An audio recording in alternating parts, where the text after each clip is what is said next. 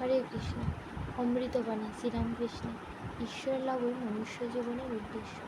চাঁদ মামা যেমন সব শিশুর মামা, তেমনি ঈশ্বর সকলেরই আপনার। তাকে ডাকবার সকলেরই অধিকার আছে।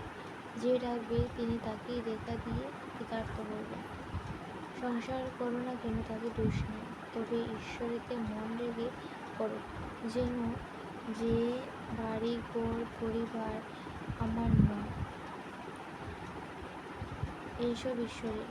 তোমার ঘর ঈশ্বরের কাছে, আর বলি যে তার পাদপদ্মে ভক্তির জন্য ব্যাকুল হয়ে সর্বদা প্রার্থনা করবে।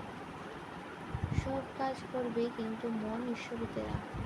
স্ত্রী, পুত্র, মা, বাবা সকলকে নিয়ে থাকবে ও সেবা করবে যেন কত আপন লোক, কিন্তু মনে জানবে যে তারা তোমার কেউ নয়। এক হাতে কর্ম করো আর এক হাতে ঈশ্বরকে ধরে রাখো। কর্ম শেষ হলে দু হাতে ঈশ্বরকে ধরবে।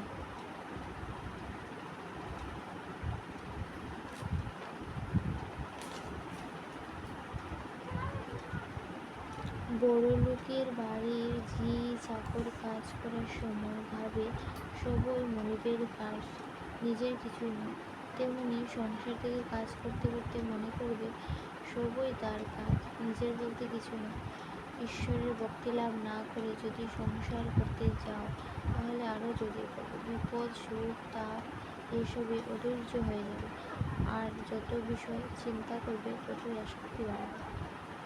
বিবেক বৈরাগ্য লাভ করে সংসার করতে হয়। সংসার সমুদ্রে কাম ক্রোধাদি কুমির আছে, হলুদ গায়ে মেখে জলে নামলে কুমিরের ভয় থাকে না। বিবেক বৈরাগ্য হলুদ,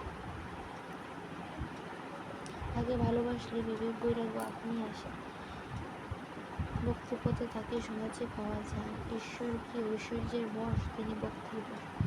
তিনি কি চান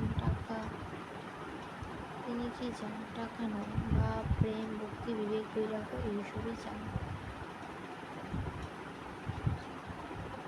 নমস্কার সবাইকে।